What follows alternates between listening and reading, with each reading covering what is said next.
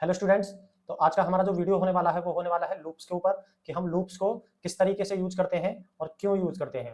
तो चलिए शुरू करते हैं। सबसे पहले पहले मैं अपना फोल्डर खोल लेता हूं जिसमें हम सारी कोडिंग कर रहे हैं पाइथन से रिलेटेड। तो मेरा फोल्डर है यहाँ पाइथन प्रोग्राम के नाम से और फोल्डर हमारा ओपन हो चुका है। तो सबसे पहले मैं बना लेता हूँ एक फाइल और फाइल का नाम रखेंगे हम लूप्स।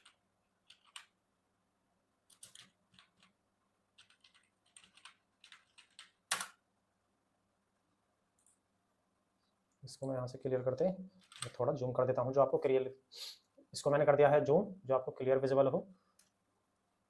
तो सबसे पहले जानेंगे कि हम पाइथन में लूप्स को क्यों यूज करते हैं। तो पाइथन में लूप्स को हम यूज करते हैं, जैसे मान लीजिए हमको कोई भी काम करना है, जैसे मान लीजिए मैं कहता हूँ कि 1 से 100 तक मुझे नंबर प्रिंट करके दो।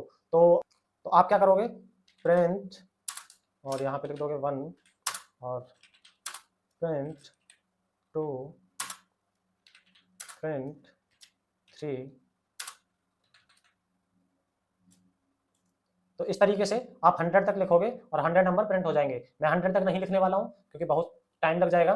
तो चलो मान लीजिए कि मैं यदि बोलता हूँ, मैंने बोला भी है कि चलो 100 तक लिख के दीजिए, तो आप 100 तक लिख लोगे। यदि मैं बोलूँ कि 1000 लिखिए तो मैं मान लेता हूँ 1000 भी लिख लोगे। यदि मैं कहता हूँ कि 1 लाख लिखिए तो क्या लिखोगे, लिख लोगे, लेकिन कई घंटे लग जाएंगे। तो उसके लिए हम यूज करते हैं लूप्स। तो हम लूप्स क्या होते हैं, लूप्स होती हैं बेसिकली कमांड्स। हम एक कमांड लिखेंगे और वो हमारे हम जितना भी नंबर चाहेंगे उतने प्रिंट करके दे देगा।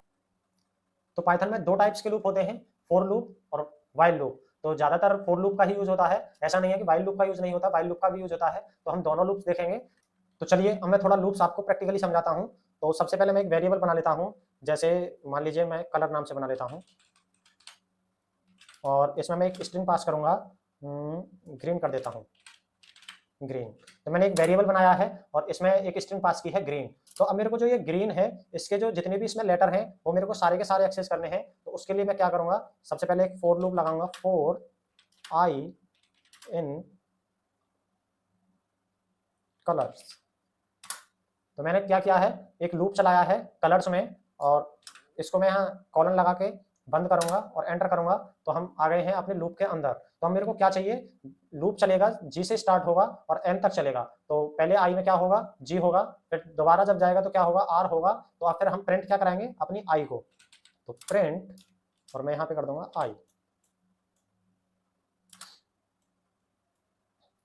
तो मैंने एक फॉर लूप लगाया है और जो मैंने एक वेरिएबल बनाया है कलर नाम से, उसमें जो मैंने स्ट्रिंग पास की है ग्रीन, उसके सारे वर्ड्स को एक्सेस करने के लिए। तो मैं अपने प्रोग्राम को पहले रन करता हूं।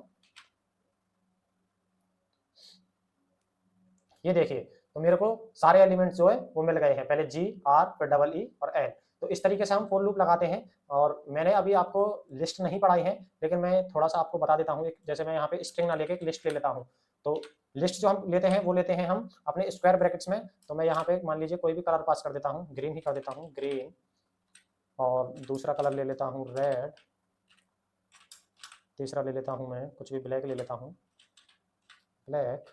और एक और ले लेते हैं और एक ले लेता हूँ मैं ऑरेंज। तो मैंने यहाँ पे एक लिस्ट बनाई है कलर नाम से और इसमें मैंने कुछ कलर्स पास किए हैं। तो अब मेरे को सबसे पहले तो इसके सारे लिस्ट के जो एलिमेंट्स हैं वो चाहिए। तो मैं इसमें हमारा जो ये फॉर लूप है वो अब इन एलिमेंट्स के लिए काम करेगा। तो पहले मैं आपको रन करके दिखा देता हूँ, ये देखिए। तो जब हमने स्ट्रिंग बनाई थी तब तो इसने दिए थे हमको सारे लेटर्स, लेकिन अब हमने लिस्ट बनाई है और लिस्ट के ये सारे एक एक करके एलिमेंट्स दे रहा है, जैसे ग्रीन, रेड, ब्लैक, ऑरेंज। अब लेकिन मेरे को इसमें जो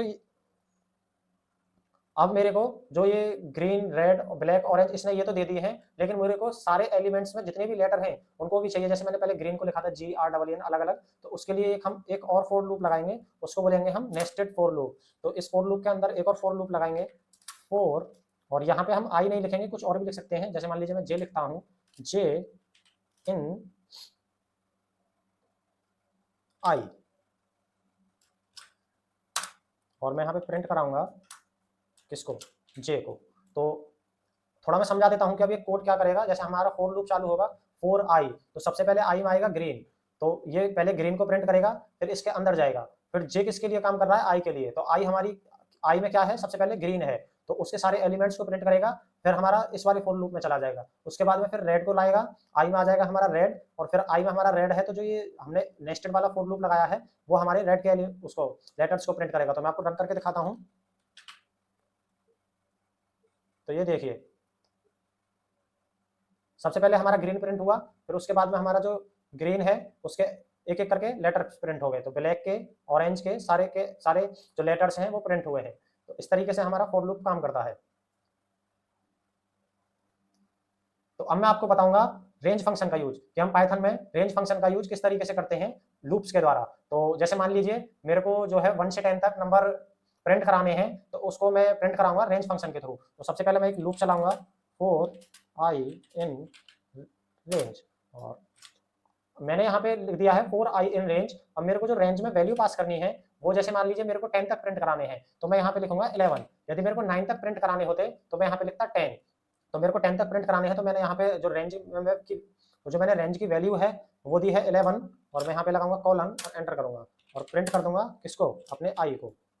तो मैं आपको रन करके दिखाता हूँ।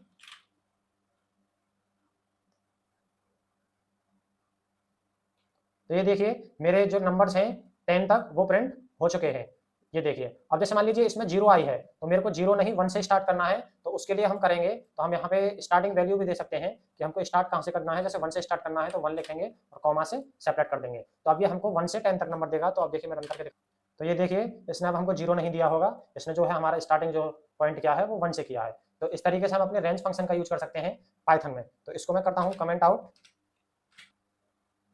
तो व्हाइल लूप देखेंगे हम अगले वीडियो में। तो आज के वीडियो में हम अभी करने वाले हैं एक प्रोग्राम। जैसे मान लीजिए यूजर कोई भी नंबर इनपुट में देता है 2 3 4 5 6 कुछ भी दे सकता है, तो उसका टेबल प्रिंट होना चाहिए। तो उसके लिए हम एक प्रोग्राम लिखेंगे अब फॉर लूप के द्वारा। तो सबसे पहले मेरे को एक वेरिएबल बनाना है जिसमें यूजर कोई भी इनपुट देगा। तो जैसे मैं बना लेता हूँ आई, और यूजर इनपुट करेगा तो इंटीजर में पहले कन्वर्ट करेंगे, और इनपुट फंक्शन के थ्रू हमको आउटपुट लेना है इनपुट, और मैं यहाँ पे लिख दूंगा एंटर योर नंबर। तो इस वेरिएबल में जो भी यूजर हमको इनपुट देगा उसको हमको टेबल के फॉर्म में प्रिंट कराना है। तो उसके लिए मैं कोड लिखूंगा, तो लिखूंगा फॉर, और आई हमने वेरिएबल में यूज कर लिया है तो कुछ भी लिख सकते हैं। जे ले लेता हूँ मैं, जे इन रेंज। तो जो हमारी टेबल की रेंज होती है वो होती है 10th पोजीशन तक। तो हम लेंगे 1, 11। तो हमारा जो टेबल होगा 1 से 10th पोजीशन तक प्रिंट होगा, और इसमें हम प्रिंट करा देंगे आई मल्टीप्लाई बाय जे। तो हमारे आई में जो वैल्यू होगी उससे मल्टीप्लाई होती रहेगी, जे हर बार एक बार इंक्रीज होता रहेगा जे हर वैल्यू पे। तो रन करके देखते हैं।